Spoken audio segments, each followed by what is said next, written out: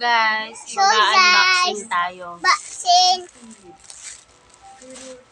So, ayun na nga guys, pagkalipas ng ilang araw, dumating na nga ang parcel namin. Diyos ko mga mare, nabigo nga talaga ako sa parcel na to. Kasi mga mare, ang in-order ko nga ay 3 to 4 years old. Ang dumating naman ay pang 1 years old naman guys. Kaya nga guys, ganyan nga ang itsura ko. Kasi nga guys, nabigo nga ako. Naisipan ko na nga lang ito ibigay sa anak ng boss ng aking asawa. Kasi nga guys, ang dumating nga sa akin ay pambabae, hindi pang lalaki. Diyos ko mga mare. Oh no!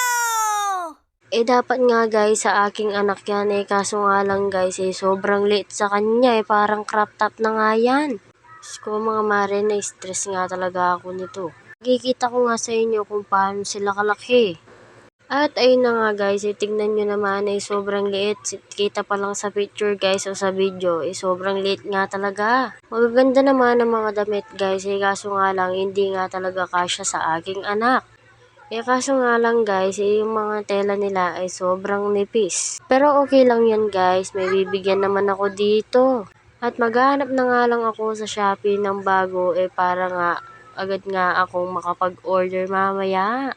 Diyos ko mga mare, 161 pesos nga pala yan. Pero okay lang yan guys, bibigay ko na lang sa anak ng boss ng aking asawa. Yan lang nagtatapos ang aking vlog.